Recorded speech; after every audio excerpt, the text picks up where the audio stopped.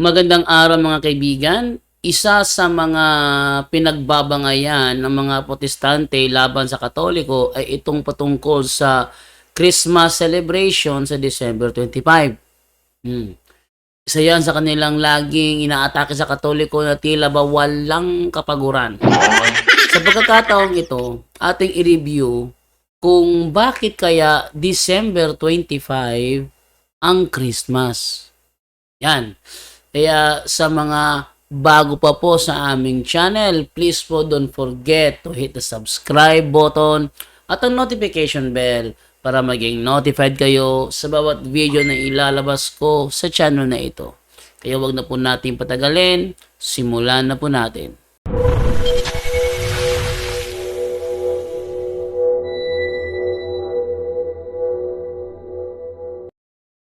Also, meron akong question sa somehow, pero paano yung birthday ni Jesus is around December 25? Ah, yes, base yan sa calculation ng simbahan sister sa Luke, no?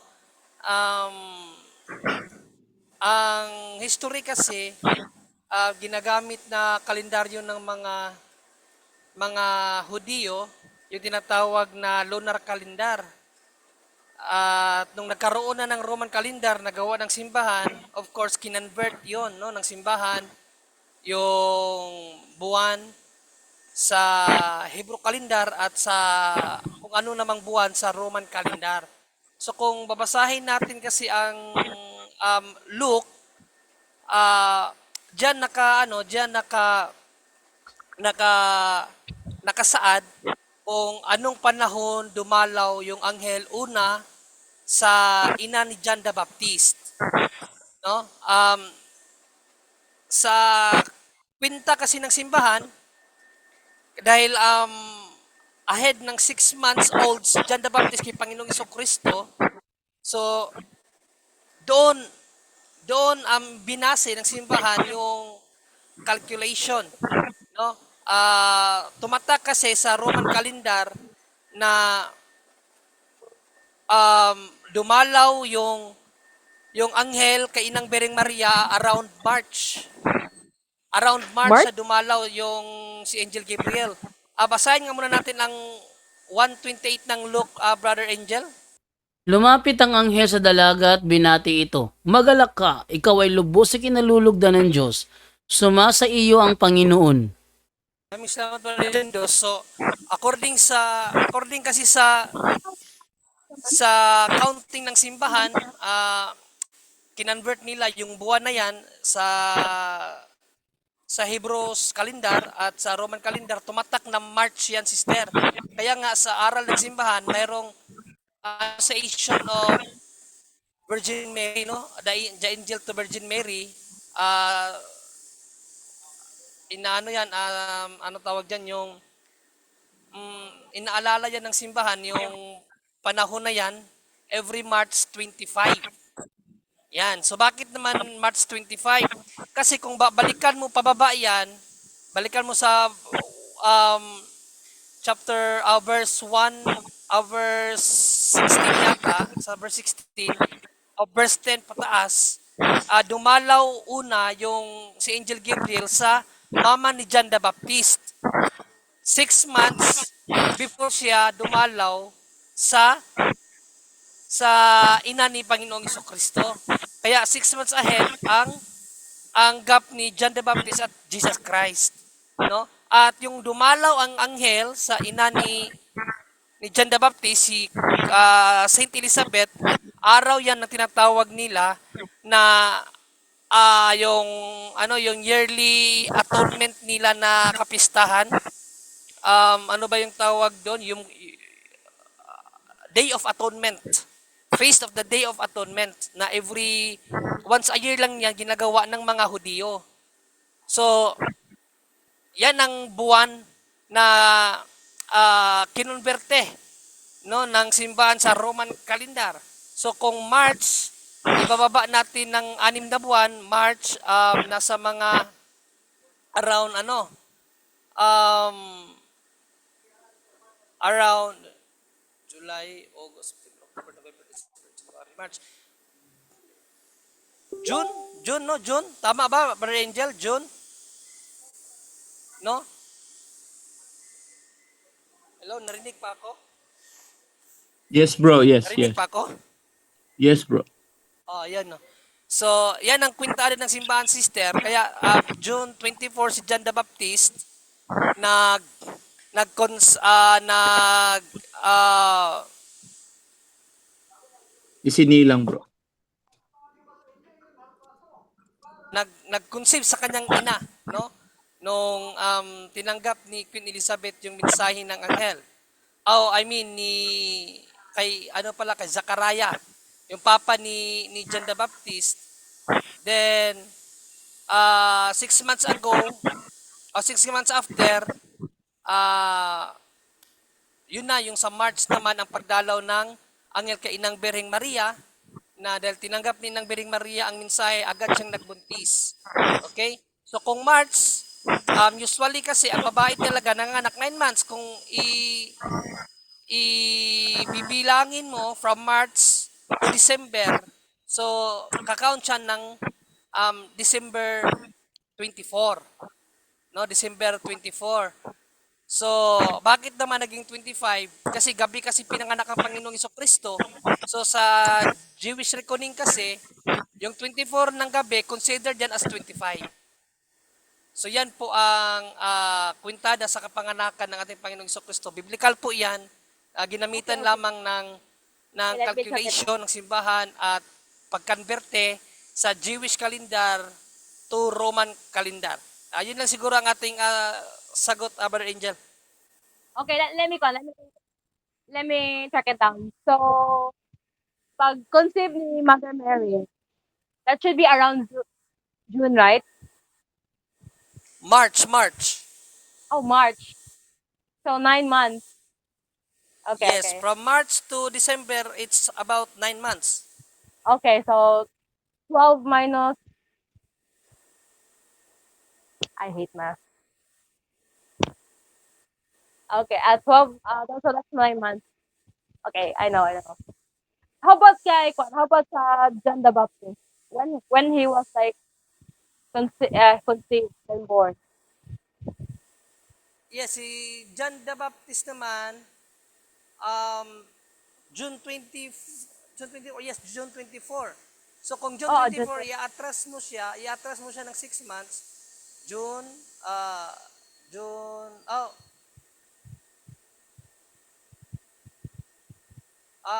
wait, June,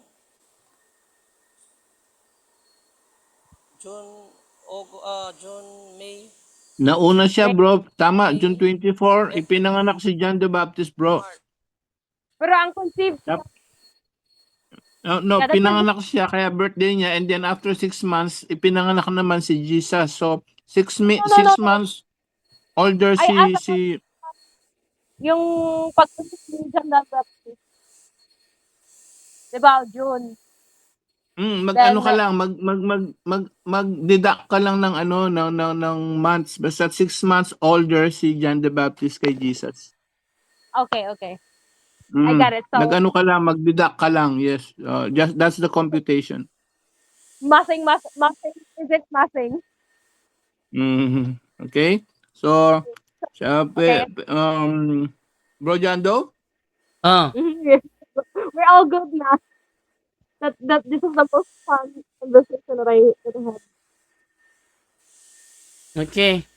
Basta, Okay, we're ang mga protestante, wala naman tutol na June 24 pinanganak si John the Baptist. Mas natutol doon. Therefore, dahil matanda si John the Baptist ng 6 months, therefore, 6 months onward is June, July, August, September, October, November, December. December. Wala naman tutol ang mga protestante na John the Baptist pinanganak ng June 24 . O 6 months later, December 24, pinanganak si Cristo ng madaling araw. 25. Diba yung when it's Brother that Jando. considered as yun? More, Ha? you know, Yun ang, ano ba to? Brother John Lee, may ngayong ano, Brother John Lee. Sakit. Ito ay, lang. okay, yung 12 midnight, it's considered next day. Yes, Brother Tata. Okay, tama naman yung sagot sa ating kasamaan, Brother John Ray, Brother Angel. Ano lang, may share lang po ako ng sagot. Medyo mas madali itong intindihin. Gamitin natin dahil yung pagpapatunay natin ay gamit lang hindi lang Bible at pati na yung mga referensya. Kung basahin natin the New Lexicon Webster's Encyclopedic Dictionary, na mabasa natin na the festival January 1 commemorating the circumcision of Christ. So ang January 1 commemorating the circumcision of Christ. Kung basahin natin ang Lucas 2:21, Brother Jando, ay kawalong araw si Jesus na undergo ng circumcision mula na siya ipinanak, di ba? So kailang araw, kung ang January 1 is yun ang circumcision, commemorating the circumcision of Jesus, kung patras tayo from January 1 up to December 25, walong araw yun. Di ba? So, yun ang pinaka medyo madali natin intindihin. Pero, yung kang John the Baptist, baka may nagtanong sa atin noon pa sa Dialogue sa Pagtuo, pananampalatayang Katoliko dito sa DXTD, na kung kang John the Baptist, may ano siya, may older siya ng 6 months kang Jesus. Bakit June 24 ang kang San Juan, dapat ang kang Jesus kay December 24 din, hindi 25? Yun ang tanong nila. Dahil nalilito sila, bakit nga kang John the Baptist June 24, samantala ang kang Jesus December 25? Dahil yung, kung ating masahin Biblia, hating gabi siya na, pinanganak, di ba? Ang time reckoning natin, pag hating gabi is pag lampas yung isang isang seconds lang sa 12 o'clock, ay 25 na yon.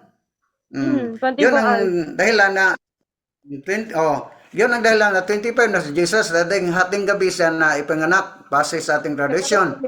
So, kang John the Baptist, June 24, kay ano lang, mas matanda si John the Baptist, 6 months lang kang Jesus Christ. Pero yung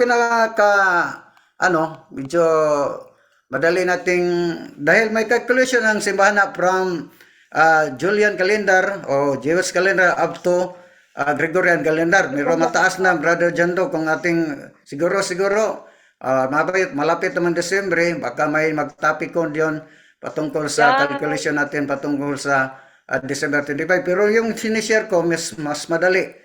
Ang January 1, commemorating the circumcision of Jesus Christ.